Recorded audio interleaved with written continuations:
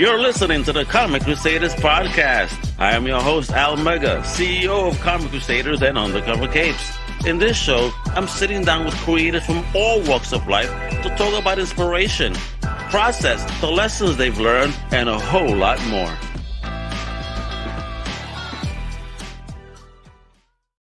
Well, this is your boy Al Mega. Welcome to a brand new Comic Crusaders podcast. And today, we're doing things a little bit different, just a tad, as we talk to homie right here. Yes, actually, it's going to rhyme, so maybe I should have said that for last, huh? Anyway, check it out. My man is an amazing creator, writer, author, and today we're talking a prose novel that he has out there, all right, that is killing the game. We're about to be introduced to this whole genre. It's called As the Sparrow Flies. Ooh, what is this about? Let me introduce the man, the legend, the myth, the upcoming future star in the making. We're going to be seeing this on Netflix real soon, I'm sure. Mr. Chad, the man, Corrie. How are you doing?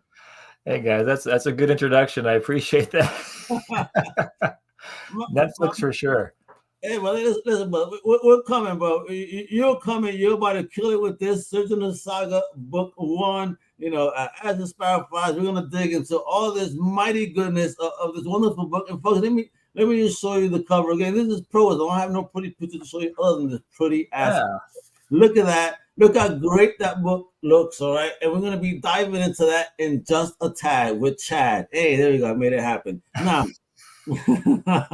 So, Chad, let them know where you were originally from, and most importantly, what was the first thing in fandom that you ever fell in love with? Boy, that is a good question. Well, first of all, I am from Minneapolis, Minnesota, so not kind of a little more northern, probably from your neck of the woods.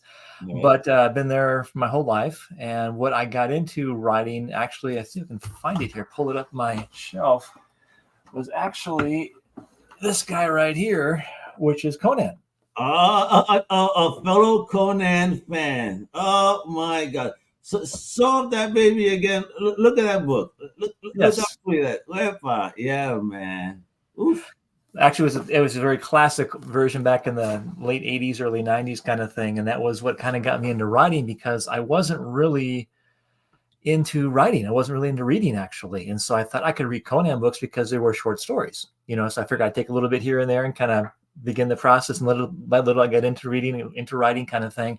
And then I got into comic books. I got into Batman back in the day, 1989, the movie, as you're familiar, the Michael Keaton, Jack Nicholson movie. I'll never forget that movie, Chad. I mean, when the movie ended, I watched this in Williamsburg, Brooklyn. And as the movie ended, someone decided to shoot off a couple of fireworks inside the movie theater. I'm a kid wearing shorts, so, a couple exploded by me. Really burned, man. Wow. You remember that for your life, right? Go Brooklyn Batman. There we go. It went off with a bang. You know what I mean? But that got me into writing comics, actually. I write comics as well, and graphic novels. And that got me started in the process of writing comics because I thought, I like Batman. I could do this. So I was like 12 years old or something like that, but I thought I could start writing comics, and I actually started submitting stuff to comic book people. They didn't get picked up, obviously. You're a 12-year-old kid writing comic books, but it was fun learning the craft, and I've been doing that ever since. In fact, I don't know if I told you, I have a graphic novel out, which is about Viking squirrels as well. But that's kind of another topic altogether. Ooh, like other way, we're gonna ride the journey here. Bet. Here we go. All right, so at 12 you're submitting, but obviously not getting accepted. You just but a wee lad, if you will. You know what I mean? But as you develop your craft, and becoming a teenager, into young adulthood, that you continue on that writing journey, and if so, what was the first big one you hit? Oh boy, yes, I was writing since I was like 12 because the idea was that I wanted to become wealthy but not have to work, and so I thought everyone's a writer, they're wealthy and they're millionaires, right? Which isn't really true.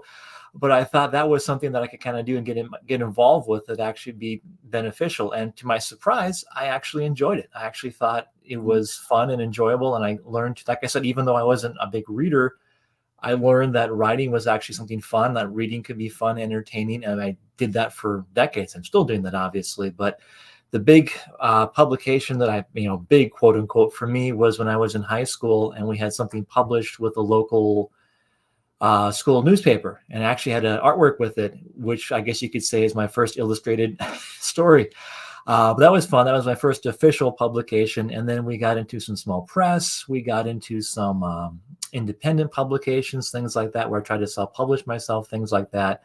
And then now we finally got with Dark Horse, with As the Sparrow Flies, and other publications like that. So it's been a long journey, but a fun journey. You're always learning something new. You're always meeting interesting people like yourself and other people I come across at conventions and signings and such. And it's fun to see that you're not alone. There are a lot of creative people out there that write, do comic books, do artwork, all sorts of stuff.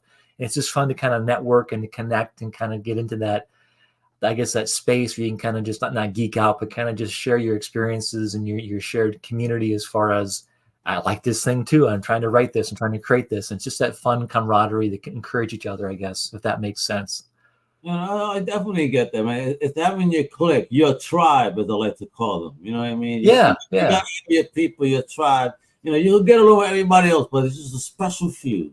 Exactly. It doesn't get it. And I love that. All right, so going back to your journey, what era was this? Is it the easy peasy digital era now, where you can just send an email? Or are we talking about you licking stamps and sending out letters? You know what I mean? Looking at Mel Gibson in that movie, dropping letters in different mailboxes. I hope it gets there. Well, yeah, this was actually a long process. I'm trying to think back now. I initially published something with Dark Horse back in 2020. Okay. So that was right during the pandemic, which is obviously kind of a challenging time. But yeah, I initially reached out to people. My continuation of the story we just talked about, trying to find agents and publishers and stuff, I had about, it's going to sound like I'm making it up, but actually it's close to about 200 different agents, editors, publishers and stuff I reached out to originally that it just didn't work out. And I had about 3 different agents along the way that I took on that, again, for various reasons, just didn't work out. And so it was just this process of trial and learning. And the people that I actually did work with initially, publishers, small press, they went out of business shortly after publishing like 1 or 2 books. And so it's like, and then of course, then we got to Dark Horse, and then we finally got into Dark Horse. And as soon as we launched something with them, then they had the pandemic and all the stuff was closed down and they couldn't print stuff. So it's just like what is Chad doing? Chad, what did you start? Every time you were just right there. Exactly. So now it finally feels good to actually have something like, As the Sparrow Flies comes out, which it doesn't have any pandemics, doesn't have any challenges to it that I'm aware of. It's just like, a normal book release. You can actually just release the book and have fun. But no, getting back to your point, you can usually submit stuff electronically. A lot of times now they'll have like a electronic slush pile where you submit things instead of having it go into like, the physical slush pile. You send it digitally and it kind of sits on their inbox, so to speak, until they deem it worthy to receive it. But yeah, it's a very similar process in that respect, but I think it's a little bit more engaged now because you have social media. So a lot of them now are on X or on Facebook or things like that. And so you can begin to interact with them more, or they'll list their preferences, or they say where they are in the process as far as getting to this submission or this kind of thing. So that, I think it's a little bit more informed, a little bit more timely. But yeah, it's still a lot of work. You still got to submit stuff. And in some ways it's more challenging because it takes less effort to send an email than it does to actually print up a manuscript and mail it and go through the efforts. So everybody and their uncle can be sending out everything every day electronically. It just increases that flow. In fact, a lot of times after the pandemic happened, people stayed at home and I'll write my novel now because I have time off. So there's a big flux of people submitting stuff, whether it's comics, books, what have you, into the marketplace. So that's kind of the challenge, I guess, you can get into with that. But other than that, it's a regular process of submission. So is that what happened As the Sparrow Flies? It's COVID time. Let me write my great American novel right now. Exactly. It was. Yeah. You too. No, but I think, I'd probably be the same way because you have time. You're being paid technically to do something. I mean, you stay at home, so you have the time to do it. So I can see why it happens. But yeah, it's kind of mellowed out after there. But I think it's still the same process, like you're answering. I mean, it's like I said, it's just a different animal as far as like submission goes, as far as like waiting for responses. It can be a lot faster. It could be a lot quicker. I mean, a lot slower, I should say. But if you have the drive, if you have the energy, just stick with it, and eventually something will come out. Or you can just self-publish now, like a lot of people do on Amazon or other places. I mean, it's not hard to get a book published now, digitally, even physically, like Amazon and stuff. And there's other places too that will publish it for you, independent. You know, they'll just take a small cut and they'll do it for you. So it's like a lot of avenues now that I didn't have growing up. Yeah, I mean, isn't it nice? It's the world of the creator right now. You know, if you want to work, let's make it happen. Now, let me ask you, walk us through your typical writing process. Because, you know, coming from the world of comics and now doing a prose book, if we will, you know, is there a difference in how you approach the process?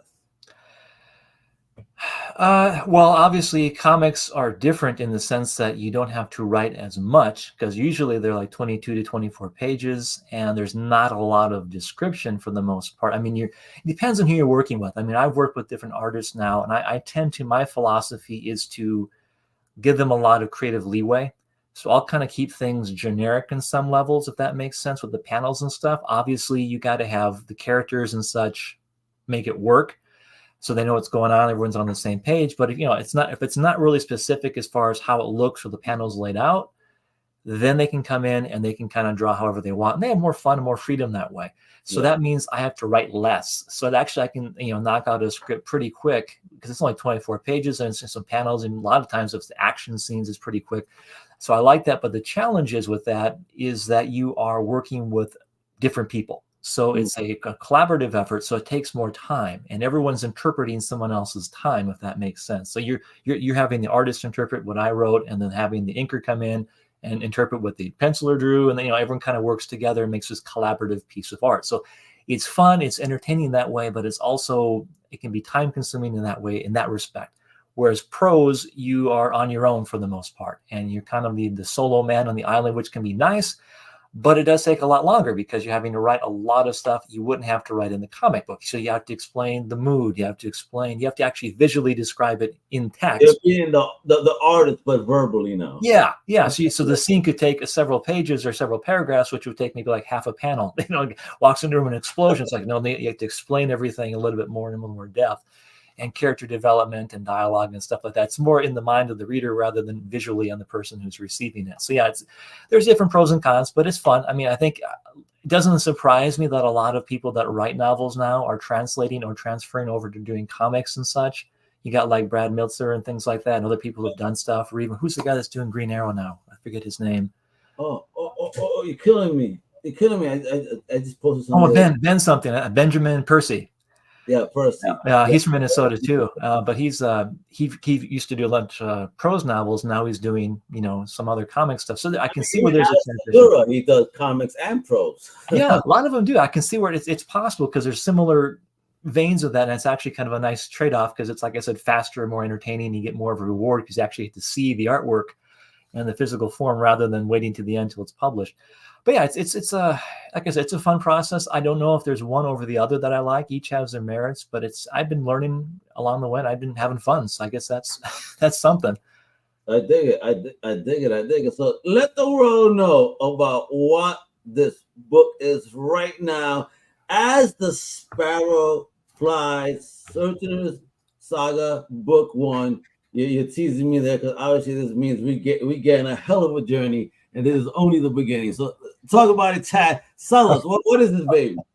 Well, it's about this world called the Nullus. I don't know if I can hear me. There we go. Okay. And basically what's going on is it's an apocalyptic dystopian world setting. It's my first YA book, which I enjoy. It's actually very fun to get into it. I usually write prose like it's for adult, but it's fantasy based, but it's not traditional fantasy. So it's not like elves and fairies and magic and stuff like that. It's more human centric.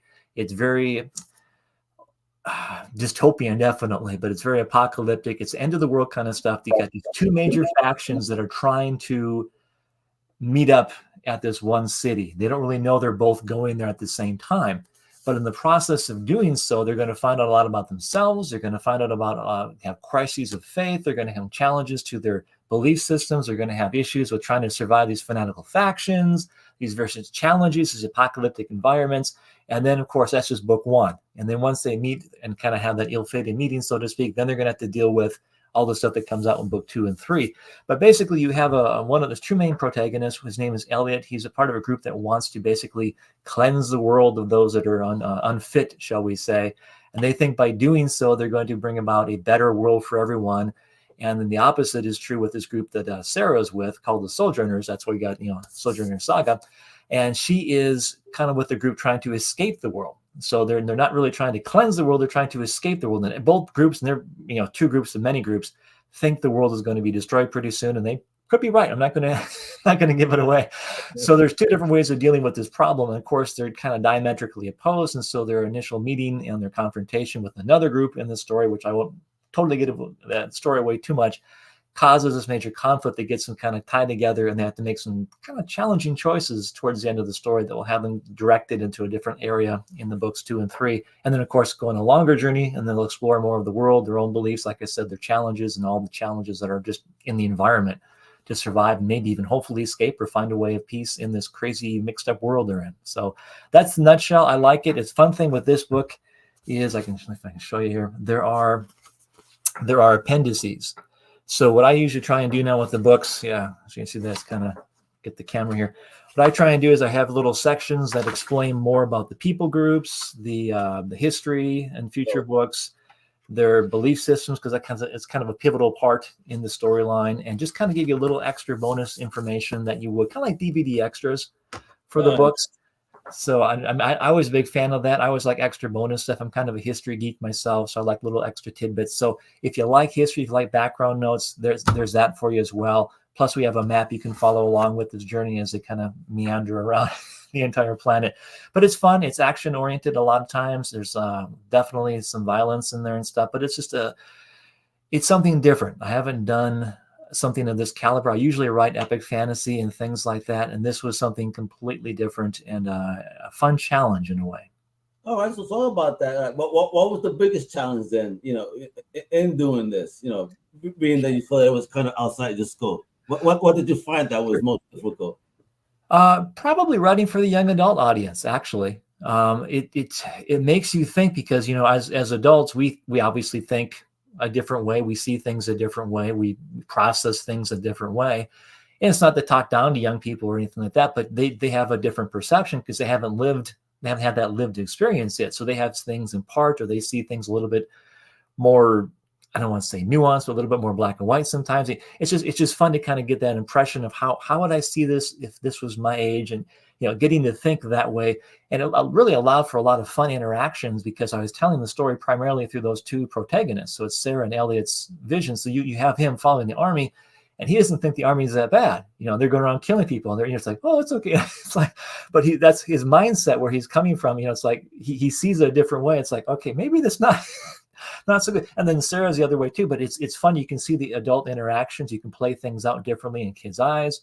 And it's, again, how they see the world, how they perceive things. And it's a great way to kind of get that, not every man, but just a way to connect with readers, to introduce them to the world setting as well, because they're so young and they're so just getting introduced to these cultures as, adults, so to speak.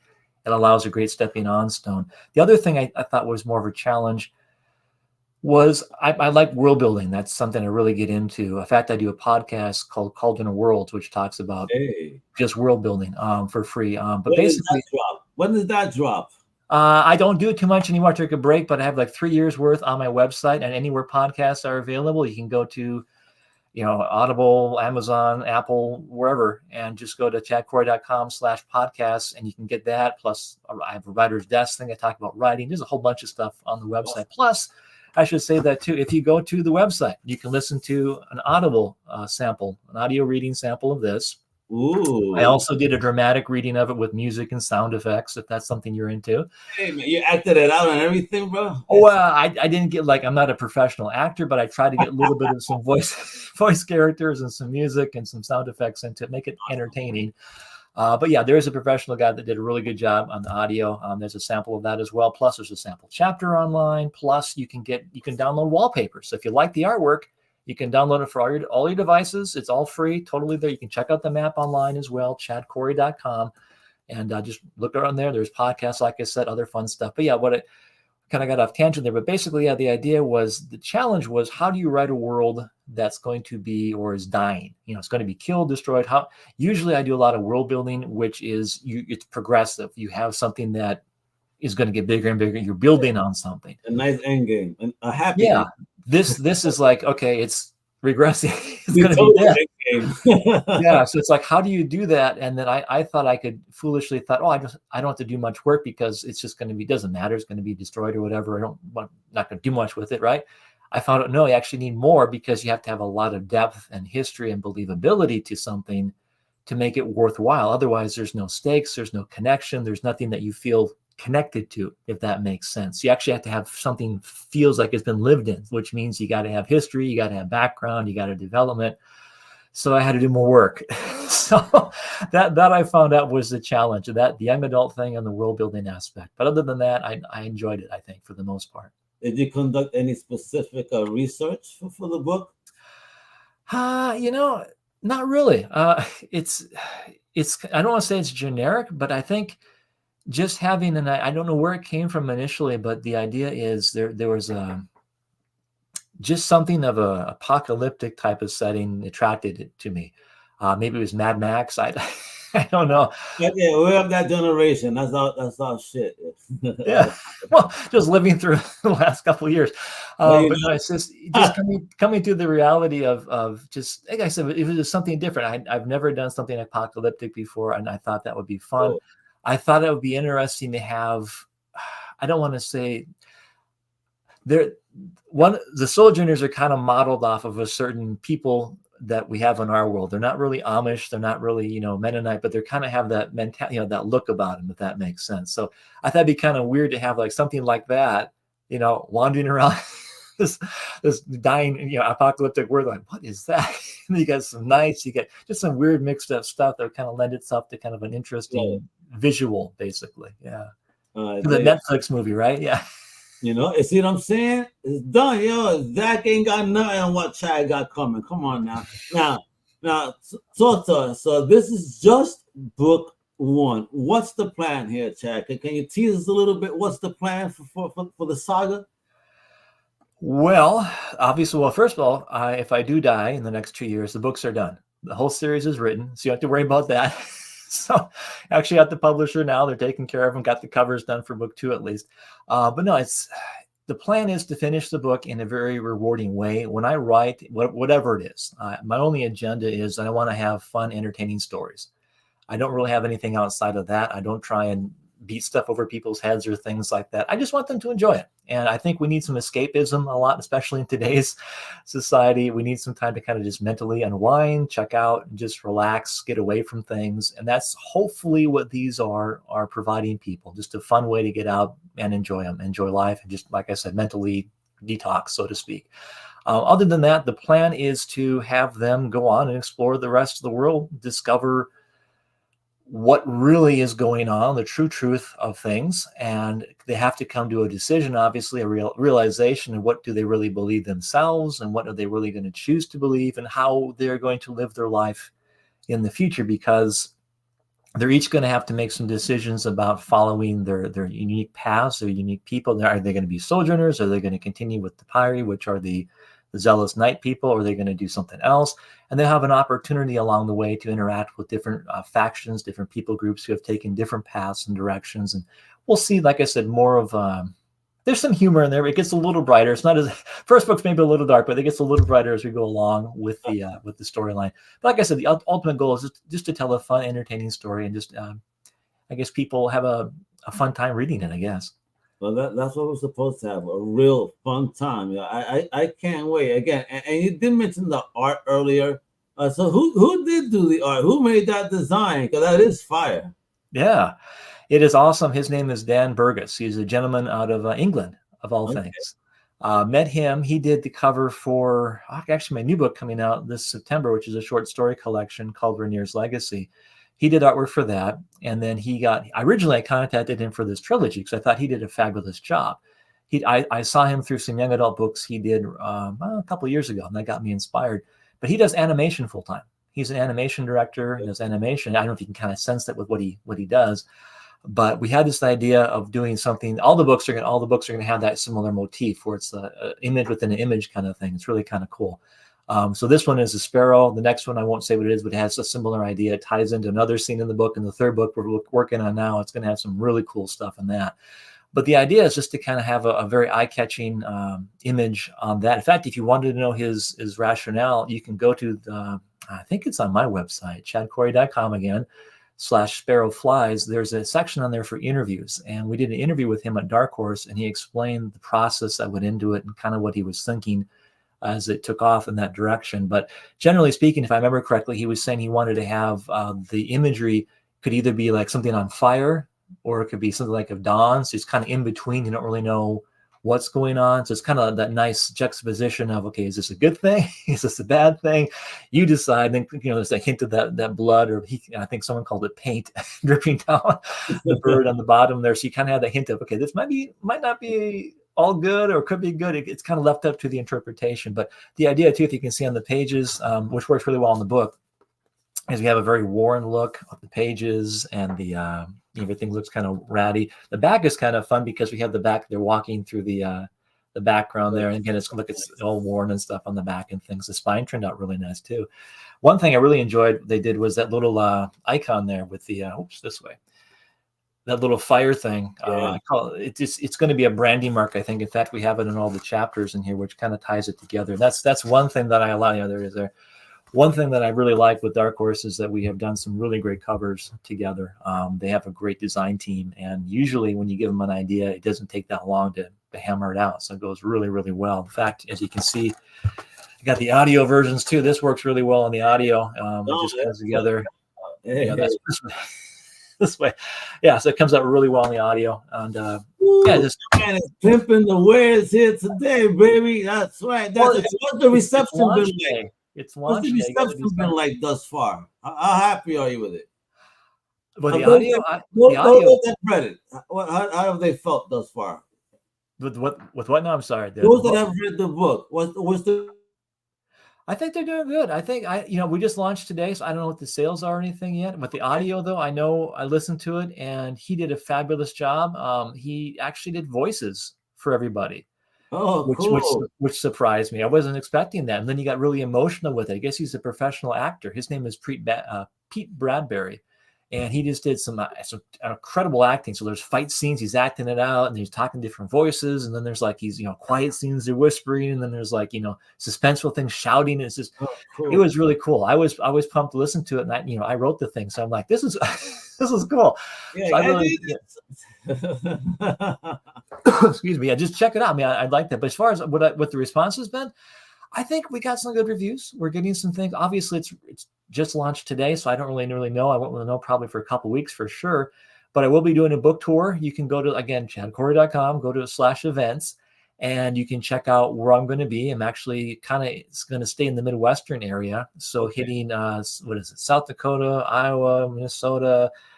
I think we're getting into Wisconsin, maybe Nebraska. So all over the place. Plus, we're doing conventions, bookstores, stock signing. Yeah, follow me on socials down there. I'll let you know where I'm going to be. I think I have one coming up just this weekend. So yeah, that's where I get kind of the pulse for things, is where I interact with people. I'm finding I have kind of an eclectic fan base, if that makes sense. It's hard to peg them down, because I'll see them and it's like, okay, they're all different demographics, all different ages, all different. Like, okay, well, that's great, that's wonderful, but how do I market to you? How do I find you? So it's great that you have that wide swath of people that are liking it, but it's like it makes it challenging to figure out, okay, where do I go that I can reach more of these people? But no, I think they like it. I've gotten some good responses so far for this book. But yeah, I have a good feeling about it. But like I said, we'll see in a couple of weeks how it pans out and who takes it, what goes on. So, well, everything you said, you already have me intrigued. Shit, when you said post-apocalyptic, and like you said, Mad Max, I'm a fan of that type of stuff. And you're talking about a world gone to hell and even going further into it. Let's go. I want to know all about this. Wepa, hell yeah. I'm digging it. Now, big salute to Dark Horse that he said it dropped. It's at your shops right now. Your favorite bookstore, LCS. If you're LCS, order even from your LCS. But go to your favorite bookstore, go to Amazon, or even visit the website. He said, he'll tell you where to get it. He got all the links there. He pimping it. Check the socials, because he pimping it there too. Check out Dark Horse, because they're doing their business. I mean, fantastic, Chayo. Much luck on your continued journey here. I can't wait to see where you go. I like the teasers for 2 and 3. How dare you tease the way you did? I can't wait. Now you got me thinking, what is number 2's cover going to look like? I can't wait. I'm intrigued. I'm intrigued very much so. So, mi gente, my fellow Crusaders, thank you so much for hanging out with me and Chad to talk about this fire book out now. Let me show the cover one more time, because look at it. Isn't that gorgeous, folks? Right there, Dark Horse Books, baby. Chad Corrie as the Sparrow Flies, baby. This is book 1. Man, it's just the beginning. All right, you better tune in and get it. Wepa! Thank you for listening to the Comic Crusaders podcast. If you like the content, please subscribe and turn on notifications. Also, please visit comiccrusaders.shop and our extended podcast family over at undercovercapes.com. And also, make sure to download the Comic Crusaders app on the Google Play Store today.